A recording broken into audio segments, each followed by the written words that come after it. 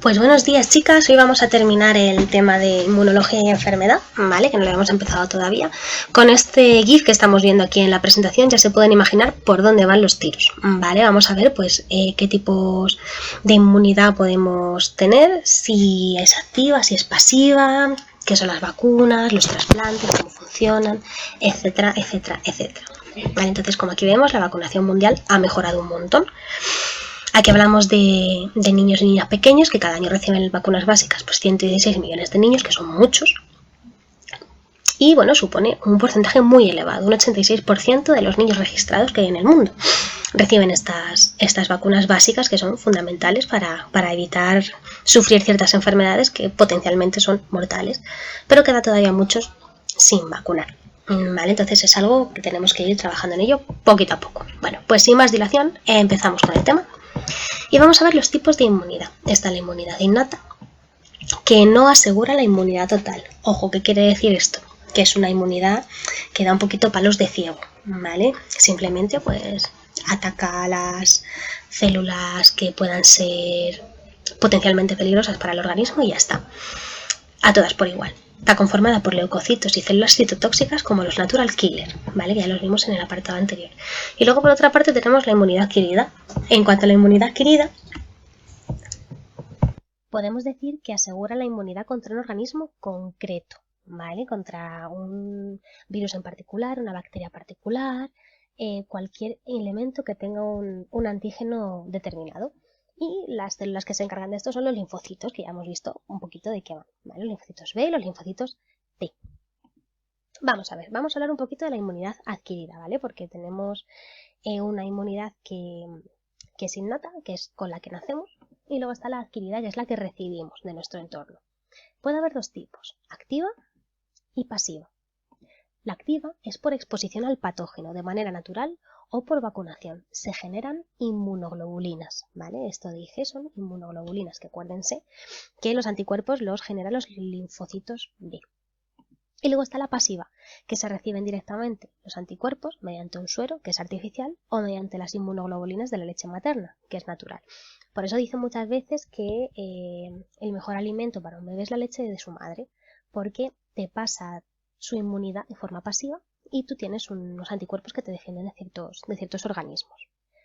En el caso de la activa, pues eso, está por exposición al patógeno natural, que es cuando te infectas y sufres la enfermedad o no, pero bueno, ahí tienes los patógenos que están luchando con tu sistema inmune y esa generación posterior de anticuerpos, y por vacunación, que ya veremos cómo funciona. Entonces, recapitulamos, tenemos dos tipos de inmunidad adquirida: la activa, por vacunación o exposición, y la pasiva, por recepción de anticuerpos mediante un suero o mediante la leche materna.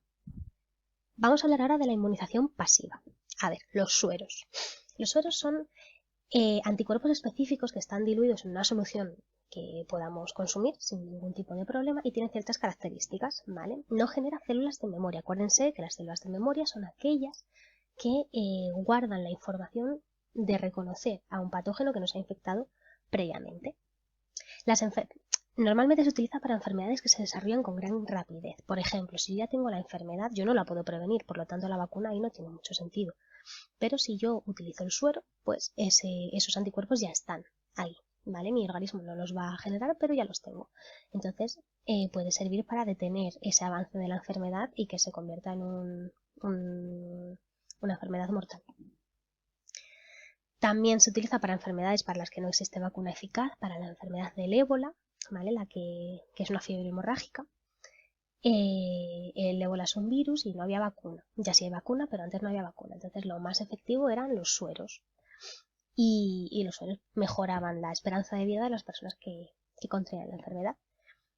Lo que pasa es que es una respuesta poco duradera. Es una respuesta muy, muy limitada que se ciñe solamente al microorganismo que nos ha infectado en ese momento. Pues bien, ahora vamos con la inmunización activa, las vacunas, ¿vale? Tiene unas características como que se generan anticuerpos específicos y células de memoria, es decir, a los anticuerpos específicos son lo que van a reconocer ese patógeno en esta infección y en futuras infecciones en el caso de que se produzcan. Y las células de memoria son las que saben cómo generar esos anticuerpos específicos. Pueden ser varias varios tipos las vacunas. Pueden ser formas atenuadas del patógeno, que es decir, te inyectan un patógeno, pero que no tiene una capacidad muy potente de división. Microorganismos muertos, porque recuerden que lo único que necesitamos es el antígeno. No necesitamos que nos infecte el organismo, sino el antígeno es suficiente para que se reconozca por el anticuerpo y se generen esos anticuerpos. Toxinas bacterianas modificadas químicamente para que no supongan un riesgo mayor. Y antígenos purificados, es decir, simple y llanamente los antígenos del patógeno que tenemos aquí. Bueno, chicas, pues ahora vamos a ver cómo funcionan las vacunas con un vídeo muy ilustrativo. Vale, vamos a ver a continuación. Vamos a ver.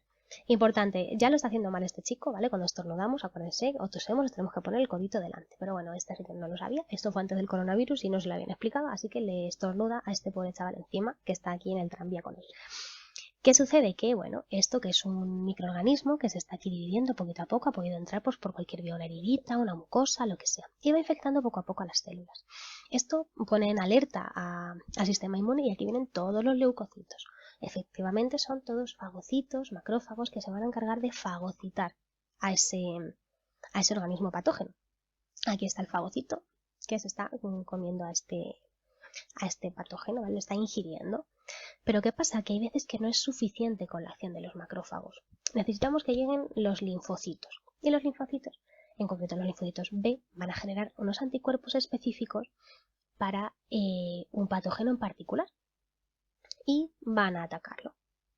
Una vez que lo atacan, si la respuesta inmune es suficiente, acabará con la presencia de todos esos patógenos y libera estos anticuerpos. Los anticuerpos lo que hacen es marcar al patógeno para que las células sepan dónde tienen que ir a por él y no dar palos de ciego. ¿Vale? Entonces es como, mira, aquí está, cómetelo. Y así es como funciona, así mediante este abrazo tan bonito, el sistema inmune. Entonces, como ya están marcados los patógenos, como ya hemos dicho antes, es mucho más sencillo encontrarlos y evitar que sigan haciendo de las suyas en el organismo.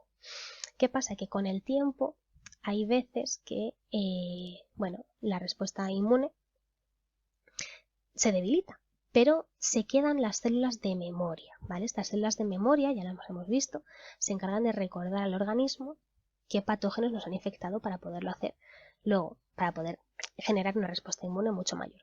Las vacunas lo que hacen es practicar, hacer a tu cuerpo practicar. Te introducen una forma atenuada del organismo, como hemos visto antes, y eso desencadena pues toda la maquinaria inmunológica para conseguir generar unos anticuerpos que vayan a marcar a esos patógenos, aunque el patógeno pues sea pequeñito, ¿vale? O no sea muy grave.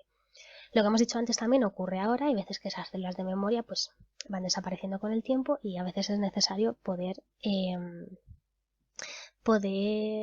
conseguir que esas células vuelvan a existir y eso se le llama vacuna de recuerdo, ¿vale? Te ponen una vacunita, pues a lo mejor cada 5 o 10 años, así más o menos, como la del tétanos, para que tengas esos anticuerpos, just in case. Bueno, chicas, pues ya que hemos visto más o menos cómo funciona una vacuna, que es simplemente haciendo practicar a tu organismo para que tenga los anticuerpos necesarios para marcar esos patógenos, vamos a desmontar algunos mitos que hay alrededor de las vacunas, ¿vale? Sobre todo con el movimiento antivacunas, que últimamente pues está como muy de moda, aunque ahora con el coronavirus a lo mejor ha perdido un poquito de fuerza. A ver, las vacunas son seguras, vamos a ver, sí que es verdad que pueden ocasionar en algunas personas efectos secundarios, pero es mínimo, es como cualquier otro medicamento. Si ustedes se leen el prospecto del paracetamol o del ibuprofeno y ven los efectos secundarios, se les quita la gana de tomarlo, pero realmente es un porcentaje muy pequeñito al que le pueden dar algún efecto secundario, pues que puede ser alguna reacción alérgica o un poquito de fiebre, que también tiene sentido porque te están introduciendo un patógeno un poco atontadillo y tu sistema inmune está reaccionando a él y te sube la fiebre. Pero no quiere decir que tengas la enfermedad, sino que te ha subido un poquito la fiebre y ya está. ¿Vale?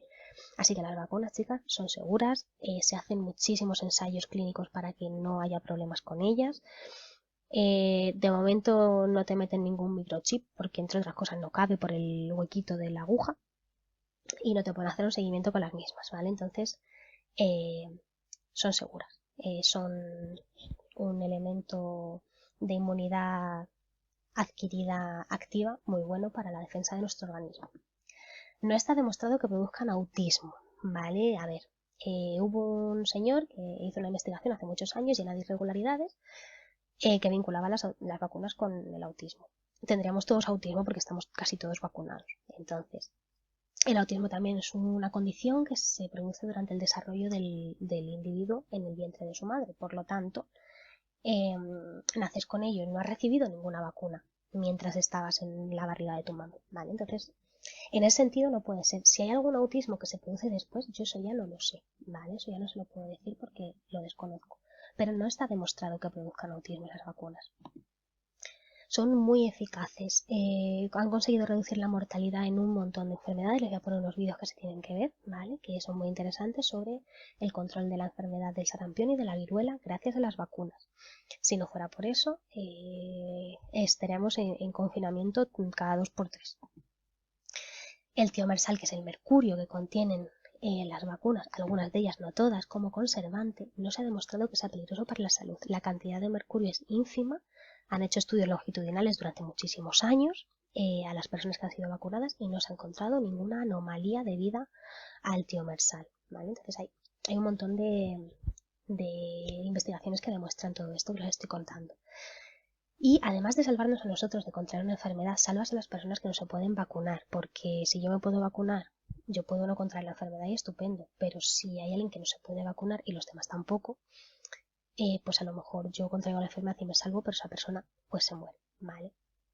Personas pues, con inmunodeficiencias o personas que tengan un sistema inmunitario débil, que no puedas sobrecargarle mucho, pues todas esas cosas, ¿no? Y la llaman inmunidad de grupo, pues ayuda a todos estos individuos, que son unos cuantos.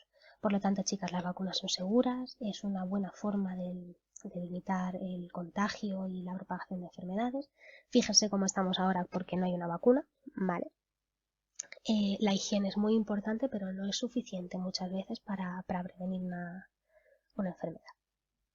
Trabajamos con la autoinmunidad y tolerancia inmune, que es un aprendizaje que adquieren las células de nuestro cuerpo a la hora de enfrentarse a los patógenos para no comerse a nosotros mismos, porque nosotros tenemos selección de antígenos, perdón, nosotros tenemos antígenos en nuestro organismo y nuestro cuerpo los reconoce como propios, por lo tanto no nos ataca. Entonces, tolerancia inmune se divide en la que menos tolerancia inmune tiene, defecto de tolerancia, autoinmunidad. Luego tenemos la tolerancia inmune adecuada, es decir, nuestro cuerpo ataca a los antígenos del exterior y que son negativos y no ataca a los de nuestro propio cuerpo. Y luego exceso de tolerancia, inmunodeficiencia. ¿Qué quiere decir esto? Que a nuestro cuerpo le da igual, todo lo que pase es bienvenido, no reconoce ningún antígeno como extraño. En el defecto de tolerancia, todo le parece extraño, así que ataca a todo nuestro cuerpo, dando lugar a enfermedades autoinmunes bastante graves. Por ejemplo, una enfermedad autoinmune, es decir, que nuestro cuerpo reconoce nuestro propio organismo como un enemigo, es la esclerosis múltiple. ¿Vale? Afecta a la sustancia blanca del sistema nervioso central y sus síntomas son debidos a la desmielinización, ¿vale? Que es la banda de mielina que recubren las neuronas. Entonces, chicas, no me cabe más en este espacio de vídeo. En el siguiente vídeo les voy a hablar de las alergias y de los trasplantes, ¿vale? Que también son muy importantes y alergia y trasplantes suelen caer en lavabo por si alguien se quiere mirar este tema. Bueno, chicas, cualquier duda que tengan, pregúntenme. Si tienen cualquier duda con las vacunas, si no se creen lo que les he dicho o no les cuadran los vídeos que les he mandado, cualquier cosa, pregúntenme y lo debatimos y buscamos pues informaciones para que contrasten la información y lleguen a la conclusión que ustedes consideren oportuna, ¿vale? Pero les insisto que de verdad que son muy necesarias, son buenas. Sí que es verdad que hay alguna vacuna que puede ser innecesaria, pero las de las enfermedades infecciosas, víricas y demás son bastante importantes y muy necesarias, porque si no, es bastante posible que muchas que hubiésemos cogido el sarampión o la viruela o cualquier historia, ya no estaríamos aquí y eso pues no lo queremos, ¿vale? Venga, chicas, mucho ánimo, aquí se lo cuelgo y cualquier dudita, ya saben. Chao.